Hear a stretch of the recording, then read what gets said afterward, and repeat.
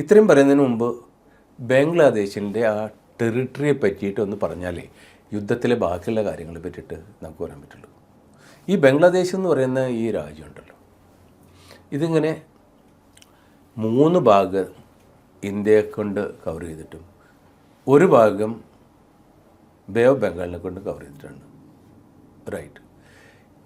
ഇന്ത്യയായിട്ടുള്ള അവരുടെ ബൗണ്ടറി ഉണ്ടല്ലോ, അത് 3710 കിലോമീറ്ററാണ് ബൗണ്ടറി. സിക്സാഗ് ആയിട്ടുള്ള ആണ്. ആ ഒരു ബൗണ്ടറി കടന്നു പോകുന്നത് നമ്മൾ ഇന്ന് അറിയപ്പെടുന്ന ചിക്കൻ നെക്ക് അഥവാ സിലിഗുരി കോറിഡോർ കൂടെയാണ്. ഇടത്ത് ഭാഗത്ത് ഒരു പോർഷൻ ബീഹാർ, പിന്നെ ബംഗാൾ, സിലിഗുരി കോറിഡോറിൻ്റെ അതിലേക്ക് വന്നു. പിന്നെ നമ്മുടെ 7 sisters, north eastern States, 3710 kilometre.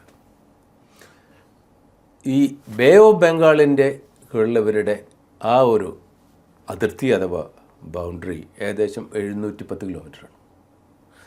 തെക്ക് നിന്ന് വടക്ക് ഇവരുടെ ടോട്ടൽ ദൂരം 520 കിലോമീറ്ററാണ്. In fact north east to south west.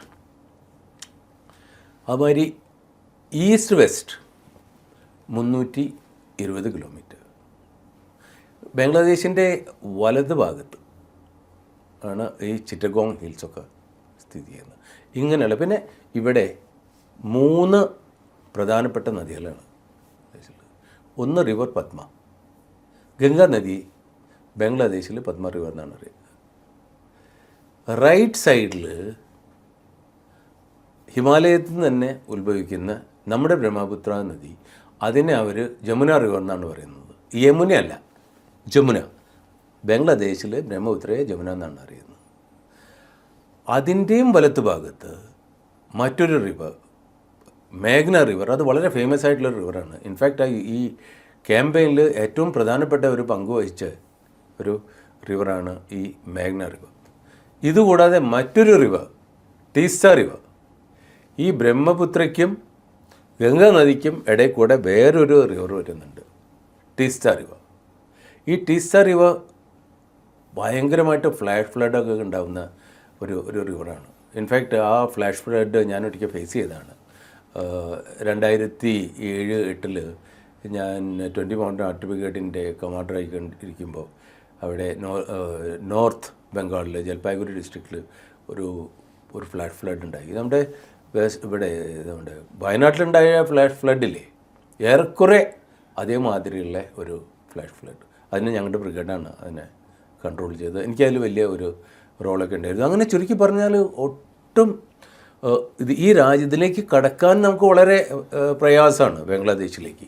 ഞാൻ ഇതിനെപ്പറ്റി ഇത്രയും എംഫസിസ് ആയിട്ട് പറയുന്നത്, നമ്മുടെ എൻ്റയർ മിലിറ്ററി പ്ലാനിങ്ങിൽ ഇതിൻ്റെ വലിയ ഒരു ബിയറിംഗ് ഉണ്ടായിരുന്നു. ഈ റിവേഴ്സിൻ്റെ ഡയറക്ഷൻസൊക്കെ എങ്ങനെയാണെന്ന് ഇത് കൊണ്ടുപോകുക. ഈസ്റ്റിൽ നിന്ന് വെസ്റ്റിലേക്കോ വെസ്റ്റിൽ നിന്ന് ഈസ്റ്റിലേക്കോ കടക്കാനായിട്ട് യാതൊരു മാർഗങ്ങളുമില്ല. പദ്മ റിവറിൻ്റെ മീതെ ഒരു വലിയ ബ്രിഡ്ജ് ഉണ്ടായിരുന്നു. ആ ബ്രിഡ്ജിൻ്റെ പേര് ഹാർഡിംഗ് ബ്രിഡ്ജ് എന്നാണ്.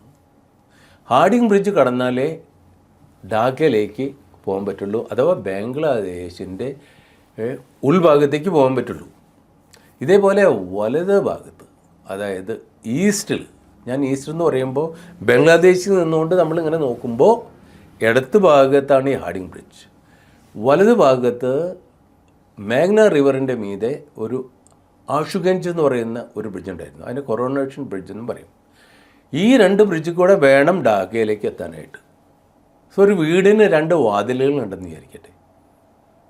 ഒരു നമ്മുടെ ഫ്രണ്ടിൽ ഒരു വാതിൽ, അതാണ് ഹാർഡിംഗ് ബ്രിഡ്ജ് എന്നുണ്ടെങ്കിൽ പിൻഭാഗത്തുള്ള വാതിലാണ് ഈ കൊറോണേഷൻ ബ്രിഡ്ജ്. റോഡുകളുടെ അലൈൻമെൻറ്റും ഇതുമാതിരി തന്നെയാണ്, വടക്ക് നിന്ന് തെക്കോട്ടേക്ക് റോഡുകളുടെ. റെയിൽവേയുടെ അലൈൻമെൻറ്റും ഇതേമാതിരി തന്നെയാണ്.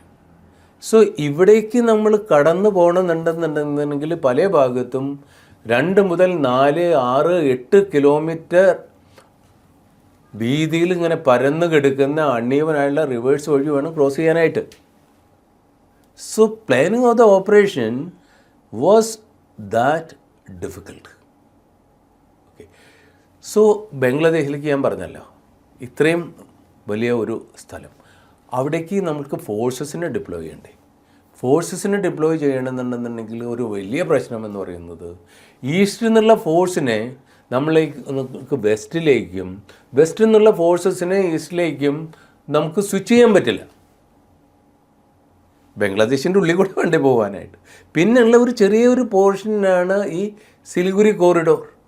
ഈ സിലിഗുരി കോറിഡോറിൽ കൂടെ വേണം നമ്മളുടെ കംപ്ലീറ്റ് കാർഗോ അല്ലെങ്കിൽ ട്രൂപ്സിന് മുന്നേ മൂവ് ചെയ്യാനായിട്ട്. ചുരുക്കി പറഞ്ഞാൽ ഈസ്റ്റിലുള്ള ഫോഴ്സസിനെ അവിടെ തന്നെ ഡിപ്ലോയ് ചെയ്യുകയും വെസ്റ്റിൽ അഡീഷണൽ ഫോഴ്സസിനെ കൊണ്ടുവന്ന് അവരെ പൊസിഷൻ ചെയ്യുകയും ചെയ്യുന്ന വളരെ പ്രധാനപ്പെട്ട ഒരു കാര്യമാണ് നമ്മളെ അന്ന് ഫേസ് ചെയ്തത്.